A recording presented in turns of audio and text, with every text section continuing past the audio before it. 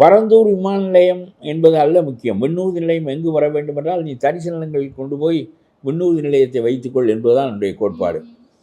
ரொம்ப முக்கியமானது என்ன என்றால், நஞ்சை நிலங்களை அழித்து, ஏரிகளை அழித்து, வீடுகளை அழித்தெல்லாம் நீ விண்ணூர்தி நிலையம் கொண்டு வர வேண்டாம்.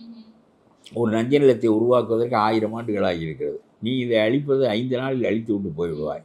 ஆகவே நஞ்சை நில அழிப்புக்கு எதிரான இந்த போராட்டத்தில் தொடர்ந்து அவர் ஈடுபட வேண்டுமா இல்லையா? அந்த பணத்தை வாங்காதீர்கள் என்று சொல்ல வேண்டும். நீங்கள் உறுதியாக நில்லுங்கள். நம்மிடம் பணம் கொடுக்காமல் அவர்கள் எப்படி அந்த இடத்தை எடுக்கிறார்கள் என்று பார்ப்போம். எப்படி நம்மை மீறி அந்த விண்ணூர்தி நிலையம் வருகிறது என்று பார்ப்போம். எப்படி சேலம் 8 வழிச்சாலையை நிறுத்தி விட்டார்களோ, எப்படி டங்ஸ்டன் நில எடுப்பை நிறுத்தி விட்டார்களோ, அது மாதிரி இதுவும் எடுக்கப்படுவதை நிறுத்துகின்ற நிலைக்கு வர வேண்டும். போனார், பேசினார், வந்தார். பிறகு இவர் பரந்தூரை பற்றி பேசுவதும் இல்லை, பரந்தூர் மக்கள் மறுபடியும் அவர் வரவில்லையே என்று கேட்பதும் இல்லை என்று இருந்தால், இந்த ஒரு நாள் போனதற்கு என்ன பயன் என்று கேட்கிறேன் நான்.